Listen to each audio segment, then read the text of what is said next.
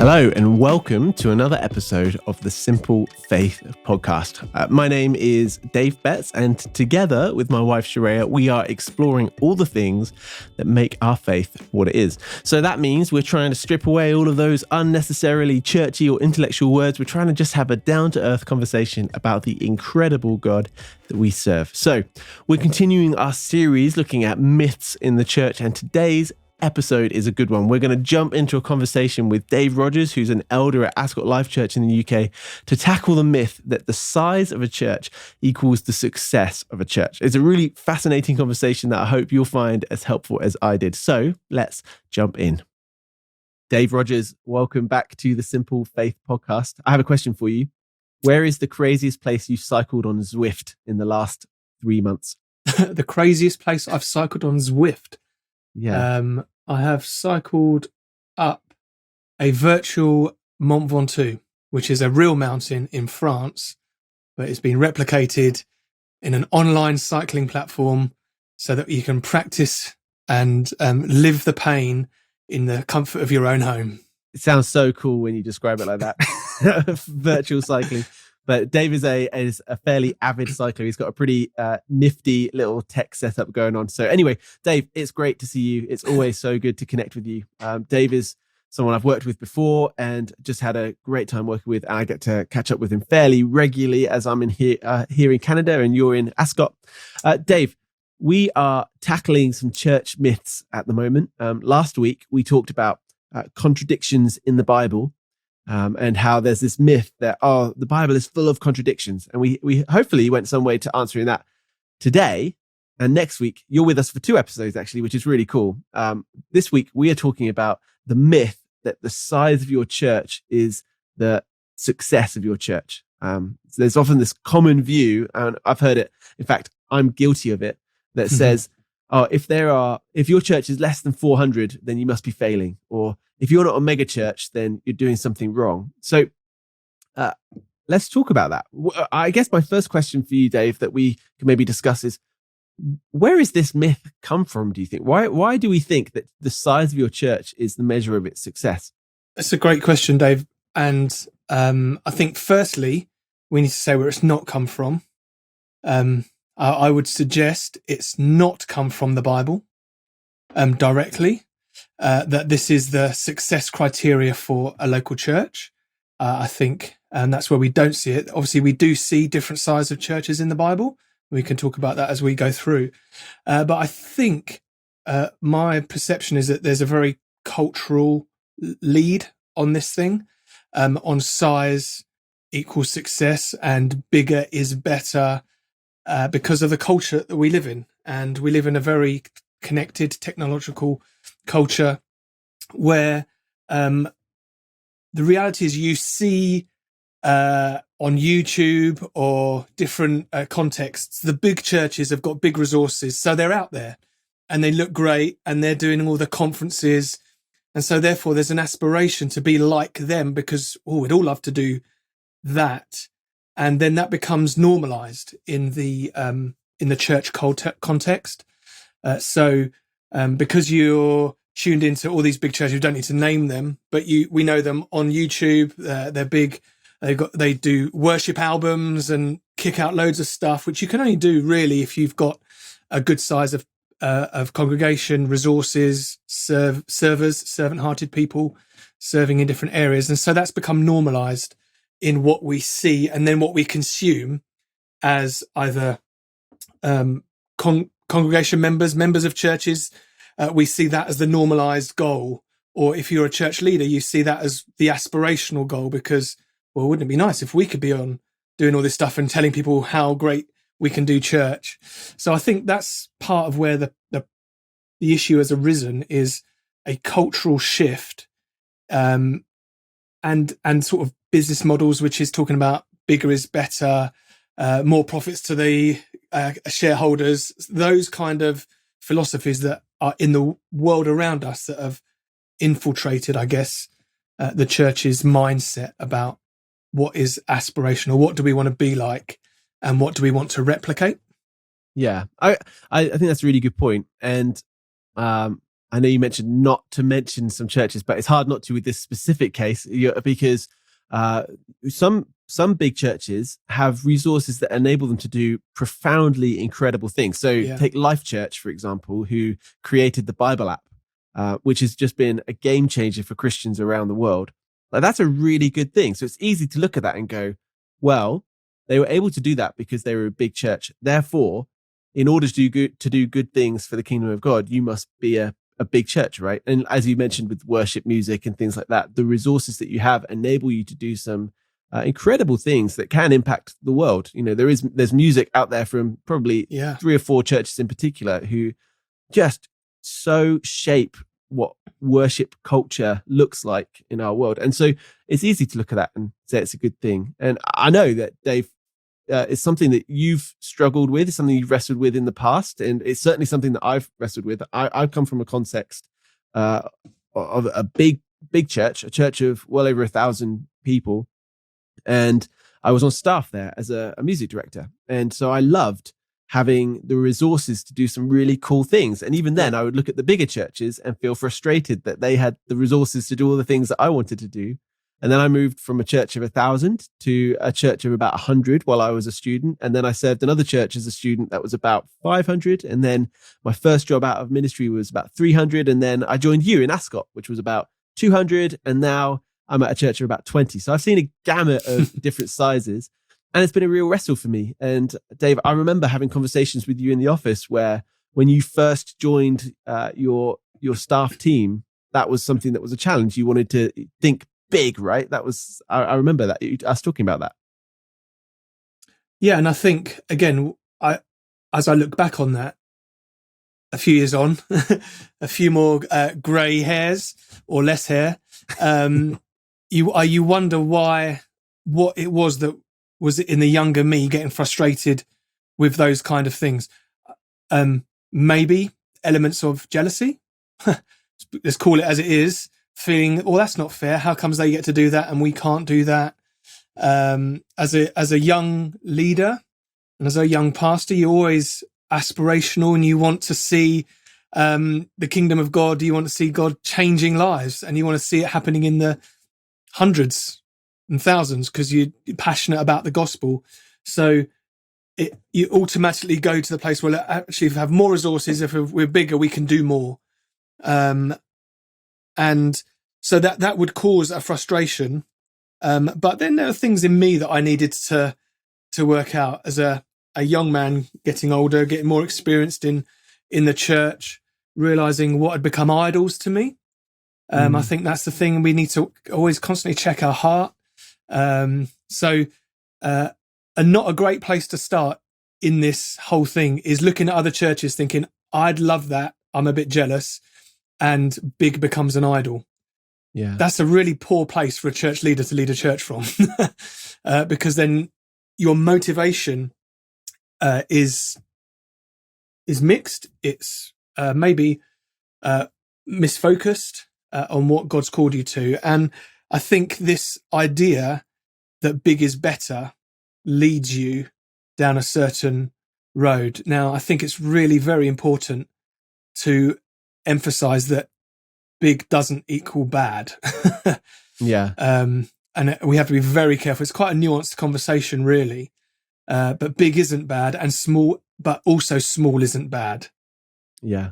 Well, let's talk about that a bit more in just a second, because I think that's a whole important conversation to get down. I think one of the things that's worth mentioning is that there are some good things to striving for church growth, right? You know, we want to make disciples of all nations. So if you're seeing hundreds of people giving their life to Jesus, well, naturally you're going to think, oh, they've got it and we haven't. So, you know, it's understandable that people would think that way. And also, when you look at the quality, it's very easy to look at the quality of something and compare it to the quality of what you're doing and think, oh, well, they're doing something that's a much higher quality, therefore they're better. So if we look at those, I don't know, using a corporate term, those key performance indicators, if you look at the number of people added to your church and the quality of what you're doing, it's very easy to think, oh yeah, we've made it. And you mentioned as a church leader, but even as someone who is a congregation member, you know, you might be listening anywhere in the world. You might have a small church in the middle of nowhere in in the prairies somewhere, or you might be part of a massive mega church somewhere. It's very easy to look at your church and to look at churches that are bigger and then feel resentment that your church isn't bigger. And I've been, like I said, I've been in a big church where we had that sense of resentment that we weren't bigger and better. And I've been in tiny churches. I'm in a small church right now where it's very hard to not look at the bigger churches and say, I wish we were this way, when actually God has placed us where we are. But yeah, so with that in mind, Dave, you mentioned that, big churches aren't necessarily bad churches. And we want to be careful saying that. That's a really important distinction, in the same way that small churches aren't necessarily bad churches. I've swung from both ends of the pendulum, so I remember being like, and we've talked about this lots of times, where I was like, if you're less than 400, in fact, when Dave and I first met, I was a bit prideful. I mean, I was the kind of young and prideful that Dave was describing himself as being when I first met him. And I mean, now I'm just old and prideful, I guess. But I remember looking at Dave and what his church was doing, and it didn't look like what we were doing. So I thought it must have been wrong. And yet 10 years later, I ended up joining the staff team at that church. And it's probably the church that has impacted me most in my lifetime. So it's funny you have this mindset. And yet now I have to be very careful. There's a big church in Red Deer, in the city that we're from. I have to be very careful not to look at that with envy or bitterness or resentment just because we're a small church. And I think I've reconciled that. There's a book that we'll probably talk about in a little bit that actually you recommended to me, Dave, called The Grasshopper Myth by Carl Vaters, which really, I think, opened my eyes, broadened my understanding of this. And so let's talk about that. What is great about big churches, and what is maybe a challenge for big churches? And then let's talk about what's great about small churches and maybe a challenge for small churches.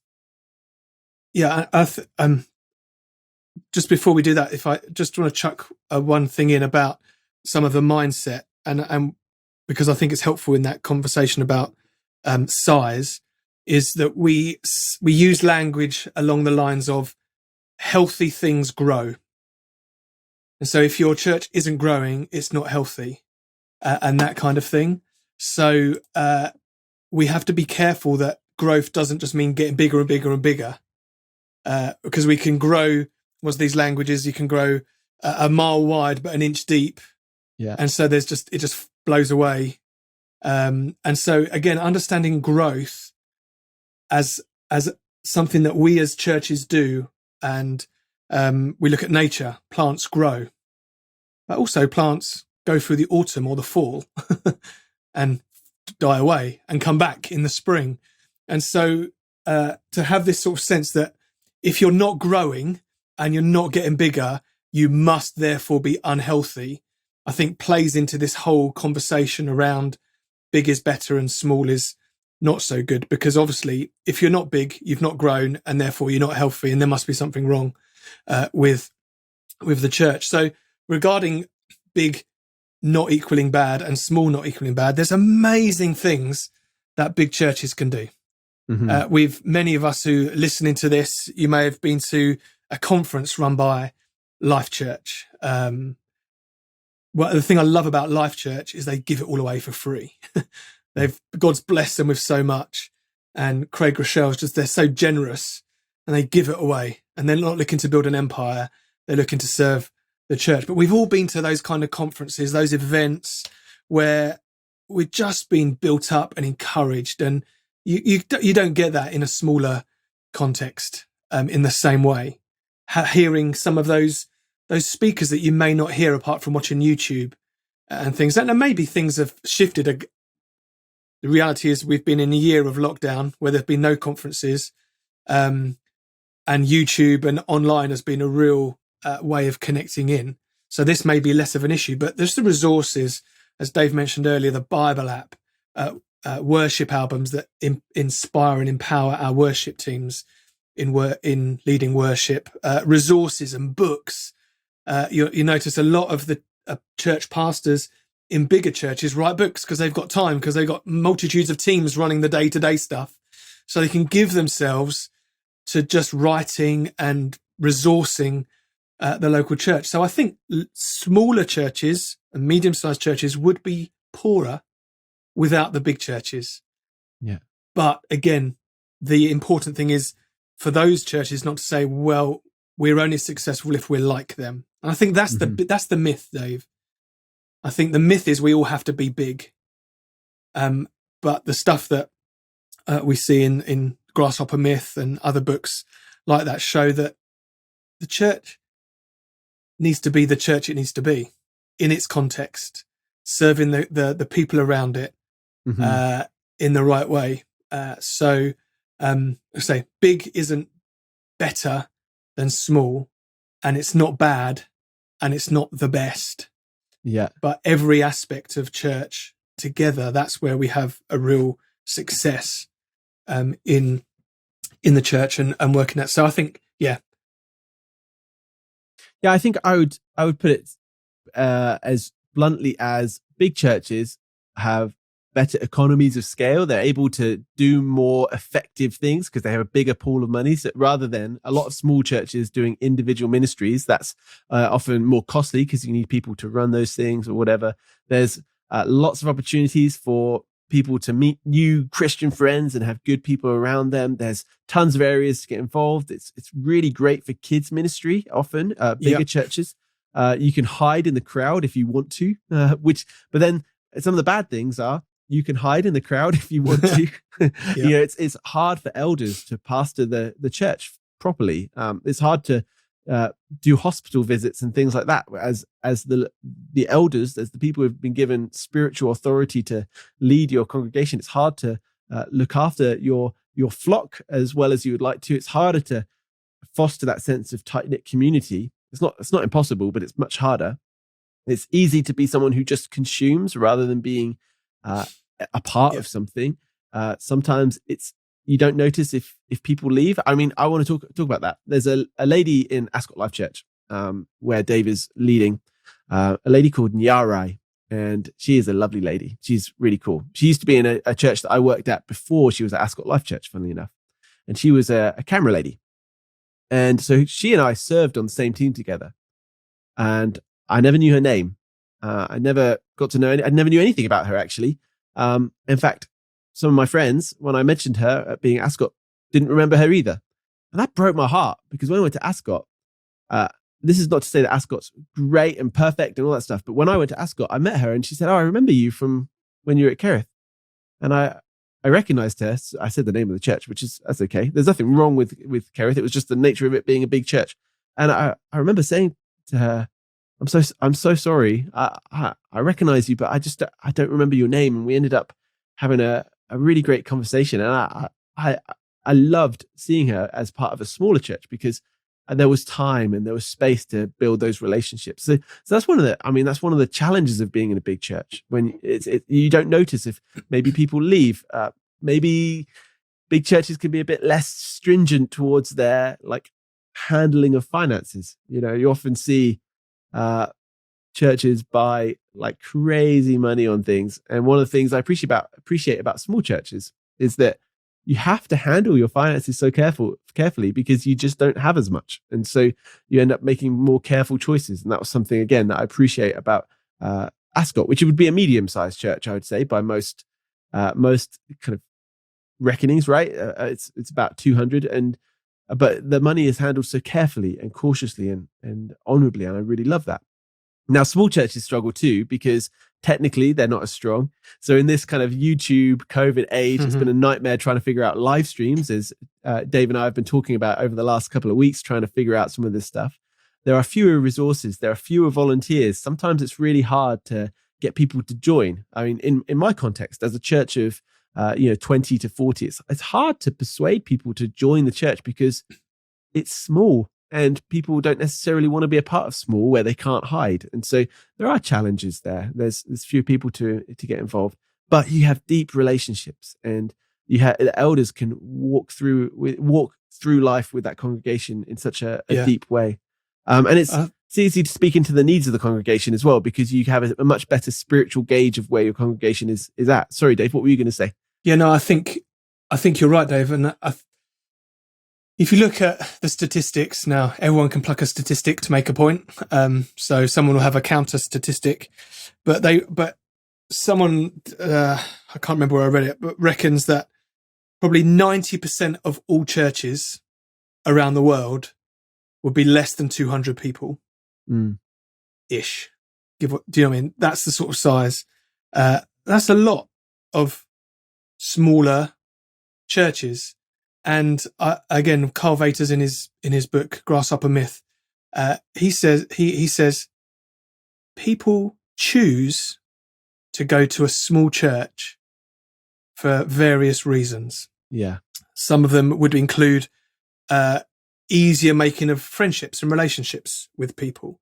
So a small church will rise and fall not on its vision, but its relationships, because there's less people.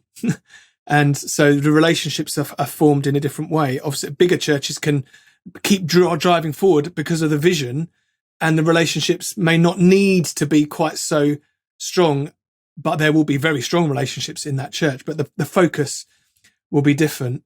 And many people choose a small church on purpose. So, I think in his book, he talks about the people that drive past the big mega church to go to the small church the next block. Why? Because they want to be pastored by the pastor. They want to be cared for by the elders, not the pastoral team or and there's an understanding in that of the way that God has ordained leadership in a church, actually. So people want to be pastored by the pastor, the person who has been set apart by God to care for the church. So you might be in a church, if you're listening to this, that's quite small, but you hang out in the house of the church leader because you know that God's raised them up to lead that church, and you can gain something for spending time with them. Whereas in a mega church or a big church, you may have to go through multiple layers of leadership to even have time spent with the church pastor. And actually the church pastor pastors a team, and that's his church or her church. And then they lead others who are in different areas. Does that make sense? Yeah, and so absolutely. There's an element of, we live in a world where we're bombarded with big, but at the end of the day, when it comes to a church context, we want to be led by God-ordained, released leaders who can speak into our lives and not just get that from the preaching on a Sunday. We want to spend time in their lives, seeing them work it out. Now, that's scary for a church leader, but you, maybe you're a young person, if you want to grow in your faith, you want to spend time with men and women who are involved in leading and at the front edge. And you don't want to just hear what they have to say about the Bible. You want to see what their life says about the Bible and about how it is to be a follower of Jesus. And you can gain snippets of that through preaching from the big platform, but you gain so much more by having dinner with someone. And so I think that's an advantage of the smaller context that enables personal growth as for us as followers of Jesus. Dave, so good. I want to share a few quotes because if anyone listens to this podcast, they would know I'm a bit of a quote fiend. In Planting Missional Churches, Ed Stetzer and Daniel Im talk about the fact that God used the mega church to reach Korea and the house church to reach China. So, and then they say this: the lesson here is to hold models loosely and the gospel firmly. I love that. To hold the good news of Jesus firmly. Also, I guess I want to preface these other two quotes with a question, which we'll talk about. We've kind of touched on it, but I want to really dig into this. What we're saying is that big churches can be great, but they can be bad. Small churches can be great, but can be bad. So we're saying that size isn't the measure of success. So the question is, what is the measure of success? Now, I want to read this quote. It's from Dr. Herschel York. He says this: it's about obedience and effectiveness, not numerical growth. Carl Vaters says, we need to stop using numerical growth as the primary indicator of success in ministry and start looking at health as the primary indicator of success in ministry. So you said, Dave, it's not about growth. And we want to be specific that it's numerical growth, right? We're talking about, because actually all churches should be growing, but what we need to change is our definition of what growth means, or our parameters for what growth means. Yeah. So maybe you could talk a little bit about that. Yeah. So I think growth is good. And again, it's the measure, isn't it? What do we measure as success? Is it bums on seats and a good bank balance? Is that the success criteria for a growing, healthy church? Or is it number of baptisms that we might have had? People becoming followers of Jesus? Is it in the times where maybe there's no obvious salvation, people coming to know Jesus, but the church is growing deeper in their knowledge of who Jesus is and their maturity? So again, I can speak from a leadership context from myself, but if you're listening and you're not in leadership, but one of the roles of a church leader is to present each believer mature in Christ. And so if you're pastoring people and maybe if you're being pastored, the purpose is growth. It's your spiritual growth. It's your discipleship. And I think that is the key is discipleship, healthy discipleship happening, whether you're in a church of 50, 20 or 5,000. Are people being discipled to becoming more like Jesus? At the end of the day, Jesus didn't say, you will build my church and you'll make it massive and you'll have lots of money and lots of influence. Jesus said, I will build my church and the gates of hell will prevail against it. So then what do we think? Oh, is that not my job to build the church for Jesus? No, that's Jesus' church, a job. What Jesus says to us is go and make disciples.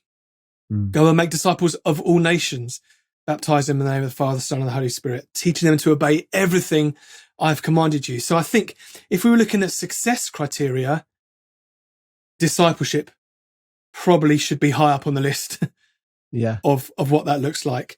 So we might not be seeing millions of pounds in the bank ever. We might not be seeing tens or hundreds of people coming to know Jesus, but the congregation, the gathered group of believers that we're part of, is spurring one another on to love and good deeds, is encouraging one another to be more like Jesus, is encouraging each other in their faith, that says, actually, when I have the opportunity, I'm going to share how Jesus has changed my life or has impacted my life. And celebrating those successes. How amazing would it be if every time someone said, I was at work this week and I offered to pray for my colleague and they flat down rejected me and laughed at me. How cool it'd be to celebrate that as a step of faith, as a step of discipleship.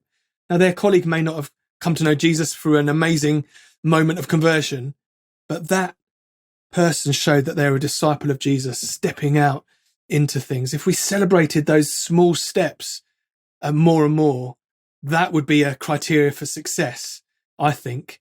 And that would show a healthy church rather than an unhealthy church. So I think that would be one thing. But just to remember that we're called as followers of Jesus to make disciples, to take this good news of Jesus to the world around us. And Jesus said he will build his church. So I would suggest, small, medium or big, if we as members of churches, leaders of churches, looking at churches and seeing what, if we want to be part of a church, if they're passionate and consistently looking to make disciples, to raise us and up to become more like Jesus, to father and mother us and spur us on towards love and good deeds, that's, to me, seems like a good church to join. Well, and even, if you were like put it in practical terms as well, let's say you are pastoring a church of 15 people, and by the end of 30 years of ministry, you still have a church of 15 people, but they are 15 people who are closer to Jesus, who are passionate about serving their communities, who are telling people about Jesus. Maybe people are getting saved and going to other churches. Maybe the numbers aren't growing because some people are moving on and some people are coming. Maybe you're just not seeing more numbers. But if you've been faithful and you've helped people, and I'm not talking just about leaders. I'm talking about, let's say you're a 14-year-old at your church right now, and your church is small, and you wish you could be part of a huge church. How are you being faithful? How are you using the opportunity? Because God has placed you where you are for a reason. Whatever age you are, the church you're in right now, you're there because God has placed you there. How can you help the people in your community to grow? And how can you position yourself in such a way that you're growing in your faith as well? You might need to ask for help for that. And that's a good thing. That's an okay thing. Like, don't worry about that. It's good to ask for help. But yeah, success is not based on numbers. It's not based on quality, which, by the way, is subjective anyway.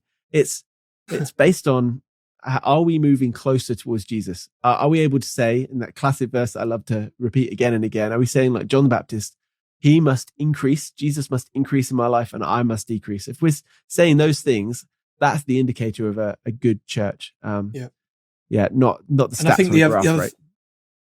That's right. And I think on the other side of that, it says in the scriptures about if we're faithful with little, God may give us more.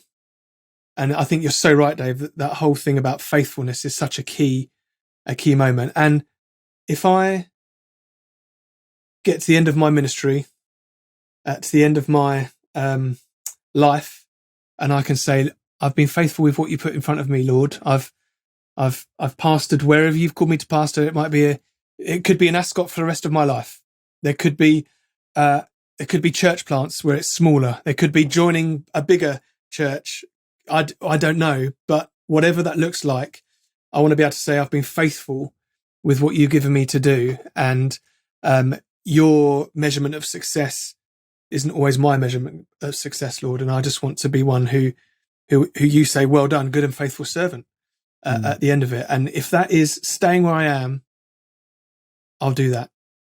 And I think that faithfulness is such a really important thing, Dave.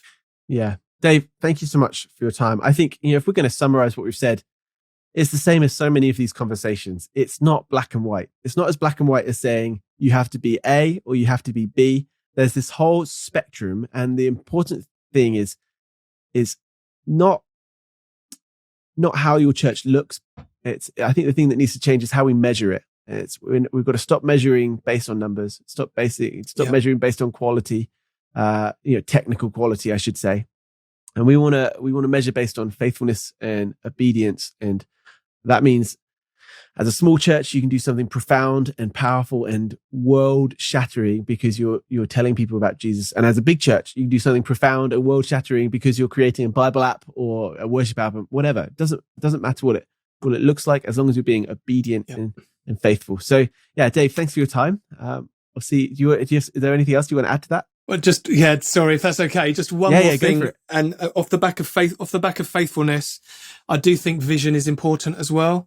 You can have plenty of big churches with no vision and loads of small churches with big vision.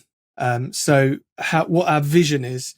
So small doesn't equal no vision. That you can be a small church with a big vision for your community, for those around you. Again, if you're looking for a church to get stuck into, again, small doesn't equal there's no vision or passion or desire to serve. And the big church might not have a clear vision. They just stumbled in on it. So find a place where there's faith and there's vision for the gospel, vision to see things happen. Because you can have, how amazing is a small church with an amazing vision to reach the people around them, to grow people in to be followers of Jesus, just as how amazing it is for a big church to have a vision to resource loads of small churches around the world and reach their communities as they can. So I think look for faithfulness and look for vision in whichever size church you're in, and God will grow you and you will be able to impact people around you. If you're looking for somewhere, look for faithfulness and vision in the leaders, in the culture of the church, whether it's small, medium or large. And that will be a good place to serve and get stuck in and give your life to, because that's what it's about, giving our life to Jesus' mission on this earth. So yeah, faithfulness and vision, they happen in small, medium and large churches. And that's what you want to go after. Yeah. Amen. Great. Good place to end there. Dave, thank you so much for joining us for this week's episode of the Simple Faith podcast. I hope you've enjoyed that. If you're listening at home or wherever you listen to your podcasts, next week, Dave will be with us again as we tackle the myth that the church is only after your money. Maybe you've come across that before or even felt that before. So that's what we're going to talk about next week. Have a fantastic week. Feel free to check out the show notes on simplefaithpodcast.com for transcriptions and things like that. And you can also watch this on YouTube if you're not doing that already. So have a great week. We will speak to you very soon. Bye.